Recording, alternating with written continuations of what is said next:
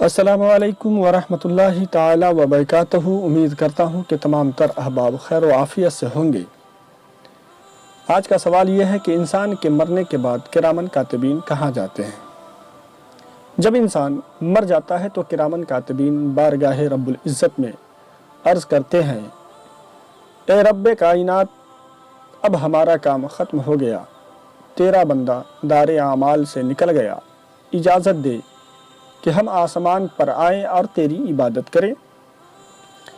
رب تبارک و تعالی جواب دیتا ہے، میرا آسمان عبادت کرنے والوں سے بھرا ہے، تمہاری کچھ حاجت نہیں۔ پھر عرض کرتے ہیں، الہی ہمیں زمین میں جگہ دے۔ ارشاد ہوتا ہے، میری زمین عبادت کرنے والوں سے بھری ہے، تمہاری کچھ حاجت نہیں۔ عرض کرتے ہیں، اے رب کائنات، اب ہم کیا کریں؟ پھر جواب ملتا ہے، عرض کرتے ہیں، اے رب کائنات، پھر ہم کیا کریں؟ رب تبارک و تعالی پھر جواب دیتا ہے کہ میرے بندے کی قبر پر کھڑے ہو کر تسبیح و تہلیل قیامت تک کرتے رہو اور اس کا ثواب میرے بندے کے لیے لکھتے رہو۔ اور کافر کے فرشتوں کو حکم ہوتا ہے کہ اس کے قبر پر واپس جاؤ اور قیامت تک اس پر نالت کرو۔ حضرات محترم،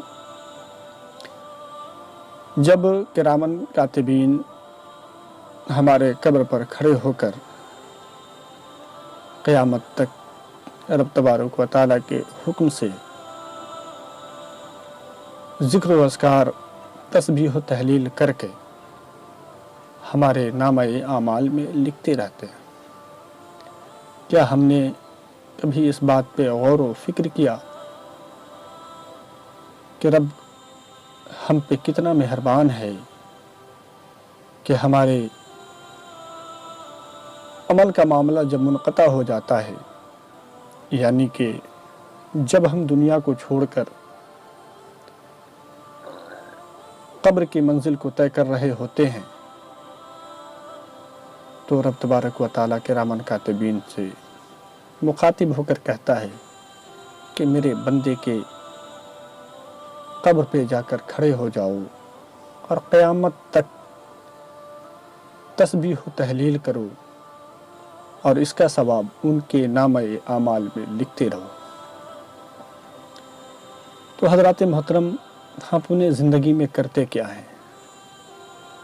جو رب ہم پہ سب پہ اتنا کریم ہے، اتنا کرم کرتا ہے، اس کے باوجود بھی ہم اپنے رب کی نافرما برداری پہ شب و روز زندگی کے گزار دیتے ہیں۔ تو کیا ہمارا انصاف یہی تھا کہ رب نے ہمیں اپنی عبادت کے لیے پیدا کیا؟ کرامن کاتبین کہتے ہیں نا کہ مولا، یہ تیرا بندہ اب جا چکا، میرا کام ختم ہو گیا، اگر تو اجازت دے تو ہم آسمان پہ آ جائیں اور تیری عبادت کریں۔ رب تبارک و تعالی ارشاد فرماتا ہے کہ آسمان عبادت کرنے والوں سے پر ہے، اور زمین کے لیے پھر کہتے ہیں، رب تبارک و تعالی ارشاد فرماتا ہے، زمین بھی عبادت کرنے والوں سے بھری پڑی ہے۔ تو کیا آپ اس بات کو کیا سمجھیں کہ رب تبارک و تعالی نے جو کہا کہ بھری پڑی ہے، آسمان بھرا ہوا ہے، لیکن ہم نے اپنے زندگی کے حالات سے کبھی بھی اس معاملے میں سمجھوتا نہ کر پائے کہ نماز کی وقت ہے ہم نماز پڑھ لیں، کام کے وقت میں ہم کام کر لیں۔ ہمارے زندگی کا معمول یہی رہا ہے کہ صرف اور صرف کام میں ہم اپنے زندگی کو بتایا۔ رب کی عبادت کا جو وقت تھا اس میں بھی ہم نے اپنا کام کیا، اور ہمارے کام کا جو وقت تھا اس میں بھی ہم اپنا ہی کام کیے۔ میرے پیارو، ایک بات یاد رکھنا، رب نے جو آپ کو پیدا کیا ہے فقط اور فقط اپنی عبادت کے لیے۔ عبادت میں نماز ہے، روزہ ہے، حج ہے، زکوٰۃ ہے، اور بھی عبادتیں ہیں، جیسے اپنے پڑوسیوں کے حقوق، اپنے گھر والوں کے حقوق، اپنے بال بچوں کے حقوق، یہ سب عبادت میں ہی شمار ہے، لیکن ہم اس میں سے کچھ تو کر پاتے ہیں، بقیہ کے سب ہم ادھورے چھوڑ جاتے ہیں، جن کو ہم پورا نہیں کرتے۔ آپ قربان جاؤ اپنے رب قدیر پر کہ وہ آپ پہ اتنا رحم کرتا ہے، اور اس نے کہا نا کہ ہم اپنے بندوں سے جتنی ماں محبت کرتی ہو اس سے 70 گنا زیادہ ہم اپنے بندوں سے محبت کرتے ہیں، اور محبت ایسا ویسا رب محبت نہیں کرتا۔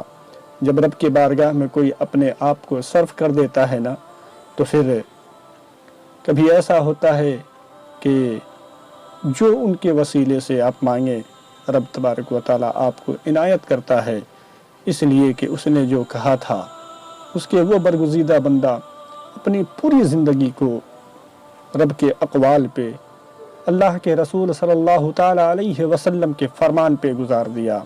ظاہری سی بات ہے، جب رب کسی کو دوست بنا لیتا ہے نا، تو پھر معاملات ایسے ہی ہوتے ہیں کہ آپ ان کے قبر انور پہ جا کے جب حاضر ہوتے ہیں، وسیلہ لگاتے ہیں کہ مولا کریم تو اپنے اس برگزیدہ بندے کے صدقے میں ہمارے اس معاملات کو، ہماری اس دعا کو پورا عطا فرما۔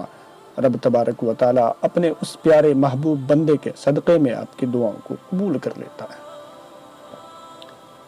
لیکن میں یہ کہتا ہوں کہ پھر ہم یہ کہتے ہیں نا کہ ہماری دعا قبول نہ ہوتی ہے۔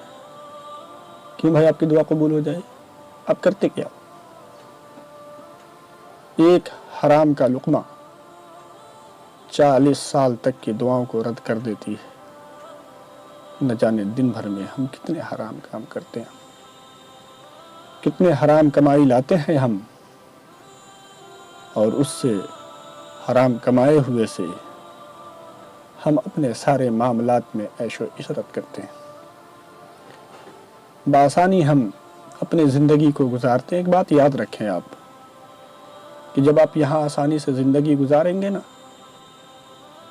تو پھر آپ کے لیے آخرت میں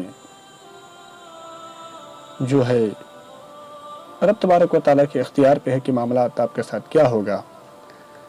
لیکن ظاہری میں جو بات سمجھ میں آتی ہے، جو اپنے بزرگان دین کے ذریعے سے کتاب میں ہم لوگوں نے پڑھا اور سنا، وہ یہی سنا کہ یہاں کی زندگی جتنی تکلیف دہ ہوگی، آخرت کی زندگی اتنی ہی آسان ہوگی۔ تو آپ یاد رکھیں کہ اگر آپ یہاں تکلیف میں ہیں نا، تو اپنے بزرگان دین کے بات پہ یقین رکھیں آپ کہ ضرور آپ کے لیے آخرت میں کامیابی ہے۔